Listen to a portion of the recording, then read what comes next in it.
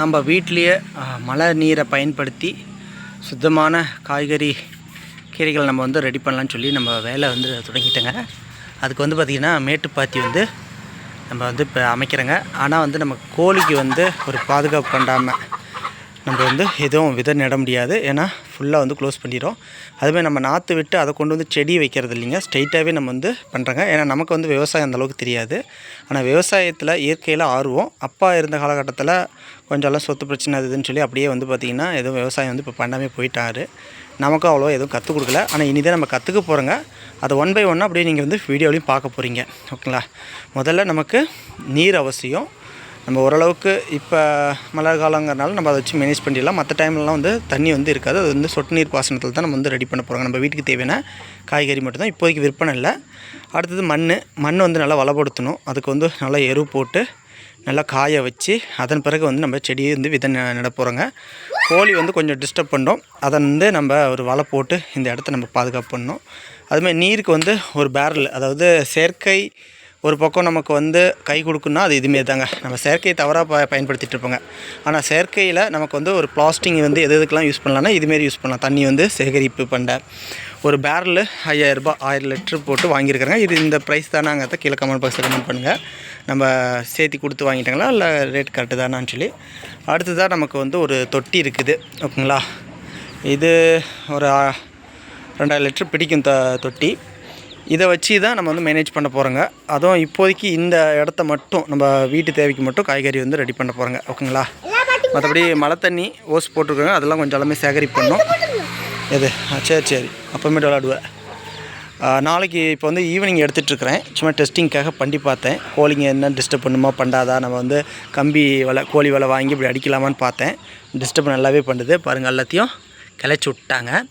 அதனால் நாளைக்கு காலையில் கொஞ்சம் உரம் இருக்குது, மாட்டுச்சாண உரம் இருக்குது அந்தாண்ட. அதை போய் எடுத்துகிட்டு வந்து எல்லாம் மேலே தூவி விட்டு கோழிங்களை ஒரு 2 நாள் எல்லாம் கிளற விட்டுட்டோம்னு வச்சுக்கோங்களேன். அது பாட்டு கோழி வந்து பூச்சி புழு திங்கிறதுக்கு வந்து கிளறும். அதன் பிறகு நம்ம இதுமாரி பாத்தி எடுத்து கோழி வலை அடித்து நம்ம செடி வச்சிடலாங்க. ஒரு 2 மாதத்தில் நமக்கு வந்து காய்க்கு விட ஆரம்பிச்சுக்க ஒரு சில செடி வகைகள். அதெல்லாமே ஒன் பை ஒன்னாக அப்டேட் பண்ணுறேன். நானுமே கற்றுக்க தான் போகிறேன். கற்றது கையளவு கல்லாவது உலகளவுன்னு சொல்லுவாங்க. அதுமாரி எவ்வளோ நம்ம வந்து கற்றுக்க வேண்டியது இருக்குது. அனுபவப்படாமல் நம்ம எதுவுமே கற்றுக்க முடியாது. நம்ம பார்க்குறதும் கேள்விப்படுறத விட செயலில் இறங்கினா அதில் உள்ள நன்மைகள் தீமைகள் ஒரு டைம் நமக்கு வந்து நஷ்டம் வரலாம். நம்ம அதை கற்றுக்கிட்டு கரெக்டான கால சூழ்நிலைக்கு ஏற்ப மண் வளத்துக்கு ஏற்ப நம்ம ஒரு இயற்கை சார்ந்த வாழ்வியலை ஒரு செடிகளை வளர்த்தணும்னா அது வந்து ஒரு பெத்தெடுத்து ஒரு குழந்தைகளை நம்ம எப்படி வந்து வளர்க்குறாங்களே அதே போல் தாங்க. ஒரு செடியாகட்டும் விலங்குகளாகட்டும் நம்ம பார்த்து பக்குவமாக நம்ம பண்ணால் மட்டும்தான் ஒரு பயன் தரும். ஓகேங்களா? அதே போல் பிள்ளைங்களுக்கும் நல்லது நம்ம வந்து கற்றுக் கொடுக்க போகிறோங்க. அதுதான் மெயின். நம்ம ஃபோனும் கைமாவே பிள்ளைங்களுமே இருக்கிறாங்க. அதில் வந்து கொஞ்சம் மாற்றி கட்டமைக்கிறதுக்காக நம்ம வந்து இதெல்லாம் ரெடி பண்ண போகிறோங்க. அதேமாரி மண்ணில் பிள்ளைங்க விளாண்டா புண்ணு வந்துடும் அப்படிங்கிற மாரிலாம் ஒரு சிலர் வந்து நீங்கள் சொல்லிட்டுருப்பீங்க. அந்த காலத்தில் மண்ணையெல்லாம் நானும் ஃபுல்லாக சாப்பிட்ருக்கிறேன்னா. ஓகேங்களா? அதனால் கருவுற்ற பெண்களை மண் சாப்பிடுவாங்க. ஆனால் அப்போ மண் கூட சுத்தமாக இருந்துச்சு. இன்றைக்கி மண் காற்று எல்லாமே மாசாயிடுச்சு. உணவும் கலப்படமாகிடுச்சு. அதுலேருந்து நம்ம வந்து ஒரு 50% தான் மீள முடியும். இன்றைய காலகட்டத்தில் நம்ம 100% இயற்கை அப்படிங்கிறது வந்து அது நடைமுறைக்கு வராதுங்கிறது நானுமே புரிஞ்சுக்குவேன். அதனால தான் நம்ம சொல்கிறோம் 50% இயற்கை 50% செயற்கை. அதை சார்ந்து தான் நம்ம வந்து ட்ராவல் பண்ண போகிறோம். செயற்கையை வந்து எப்படி நமக்கு பயனுள்ளதாக பாதிப்பு இல்லாமல் மாற்ற போகிறோங்க அப்படிங்கிறது தான் நம்மளுடைய ஒரு யூனிக்கான ஒரு கண்டென்ட்னு வச்சுங்களேன். முழுக்க இயற்கைக்கு போகணும்பாங்க. ஆனால் நம்ம செயற்கையுமே நமக்காக கரெக்டாக எப்படி கட்டமைக்கலாம். செயற்கை இல்லாமல் நம்ம வந்து இவ்வளோ ஒரு வளர்ச்சி நாடாக மாறவும் முடியாது. ஓகேங்களா? செயற்கை இல்லைன்னா நம்ம இன்னும் பெரிய அளவுக்கு முன்னேறிக்க முடியாது. இன்றைக்கி எல்லாமே நம்ம வந்து கரெக்டு தான். அதை வந்து நம்ம பயன்படுத்தக்கூடிய விதங்கள் தான் இருக்குது. அதை நம்ம எப்படி செயற்கையாக எடுக்கணுமா இயற்கையாக எடுக்கணுமா அப்படிங்கக்கூடிய ஒரு விதங்கள் தான் இருக்குது. அந்த பயன்படுத்தக்கூடிய விதங்கள். அந்த காலத்தில் இயற்கையை கரெக்டாக கையாண்டாங்க, நல்லாவே ஆரோக்கியமாக இருந்தாங்க. இன்றைக்கி இயற்கையை நம்ம கண்டுக்கல, செயற்கையில் உள்ள புகுந்து அந்த செயற்கை நமக்கான ஒரு ஆதாயம் தான். ஓகேங்களா? இன்றைக்கி எத்தனையோ செயற்கை உபபொருட்கள் மருத்துவத்துறையில் மிகப்பெரிய ஒரு சாதனை புரிஞ்சிருக்குது. ஓகேங்களா?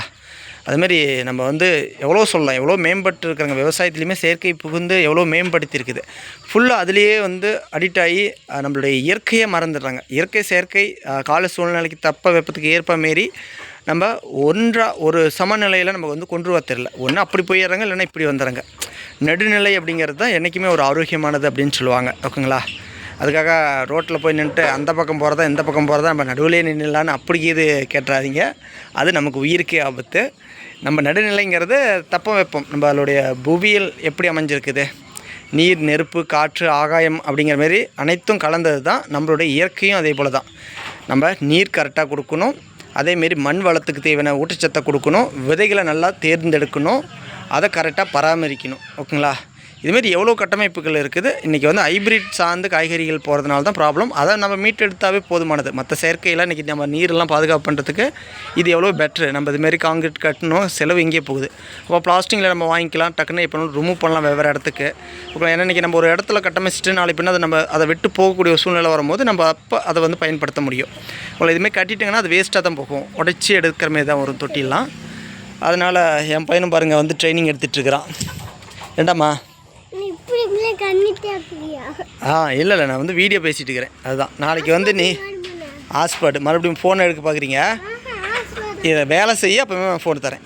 1/2 hour வேலை செய்யணும். ஓகேங்களா? இதேமாரி குழி நோண்டு மம்டி எடுத்து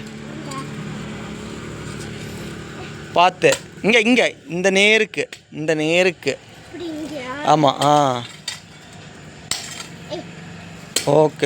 ஓகே. நண்பர்கள் தவறாக நினச்சிக்காதீங்க. பிளாக்மெயில் பண்ணி தான் இப்படி வேலை வாங்குறேன்னு சொல்லி. ஏன்னா பிள்ளைங்களுக்கு வந்து நம்ம அந்த காலத்துலேயே சாப்பாடு ஊட்டும் போது சாப்பிட்ல அப்படின்னா பூச்சாண்டி வந்து பிடிச்சிட்டு போயிடுவான் அப்படின்னு சொல்லி தான் வந்து நமக்கு சாப்பாடே ஊட்டுவாங்க. அதுமாரி செய்யாத ஏதோ ஒரு வழிமுறைகளில் நம்ம நல்லதை கற்றுக் கொடுக்கறதுக்காக இன்றைக்கி டீச்சர் அடிக்கிறாங்க அப்படின்னு பார்த்து தான் இன்றைக்கி எவ்வளோ பிள்ளைங்களுக்கு படிப்பு வந்து கரெக்டாக ஏறல. ஏன்னா அடிக்கிறத வந்து சிரமமாக நினைக்கிறாங்க, போய் டீச்சரை திட்டிடுறாங்க. நாங்களாம் வாங்காத அடிங்களா, அப்படி வாங்கி ஒழுங்காக படிக்காமல் நான் வீட்டிலே இருந்துக்கிட்டேன். நான் மட்டும் படிச்சிருந்தேன்னா என்னுடைய வாழ்விலே மாறி இருக்கும். நம்ம உண்மையிலே ஒரு மருத்துவராக கூட இப்போ உள்ள சூழ்நிலைக்கு இந்த நீட் சம்மந்தப்பட்ட ஒரு விடயத்தை வச்சு நம்ம ஒரு சித்த மருத்துவராக மாறி நமக்கு வந்து இயற்கை சார்ந்த வாழ்வியலோட இணைஞ்சு நான் ஒரு கரெக்டான ஒரு வியாதிக்கான ஒரு மருத்துவ முறையை நம்ம கொடுத்துருப்போங்க. என்னடா நம்ம எதனாலும் பேசுகிறீங்கிறீங்களா? எனக்கு அவ்வளோ இயற்கையில் சித்த மருத்துவத்தில் நாட்டங்க, வேறு ஒன்றும் இல்லை. அதை தான் நம்ம வந்து வாழ்க்கையில் வந்து நம்ம வந்து இனி நம்ம கொண்டுட்டு போக போகிறோங்க. என்னோடய பிள்ளைங்கள்னாச்சும் யாரோ ஒருத்தர் அவங்களோட இன்ட்ரெஸ்ட்டுக்கு தான் இங்கே வந்து படிப்பாங்க. இருந்தாலும் நம்மளுடைய லட்சியம் நம்ம கற்றுக் கொடுக்குறங்க, அதில் அவங்களுக்கு இன்ட்ரெஸ்ட் இருக்குதுன்னா அவங்க அந்த வாழ்வியில் வந்து இங்கே அப்படியே கடைப்பிடிச்சி கொண்டு போவாங்க. சரி நம்ம மாற்றி வெட்டுங்க. ஆனால் பார்த்து கை கால் மேலே இடிச்சு கூட கேப் விட்டு வெட்டணும். அது வரைக்கும் வெட்டு. பொறுமையாக உங்களுக்கு சின்ன மாமிட்டு வாங்கிட்டு வந்து தந்துடுறேன், விடுங்க.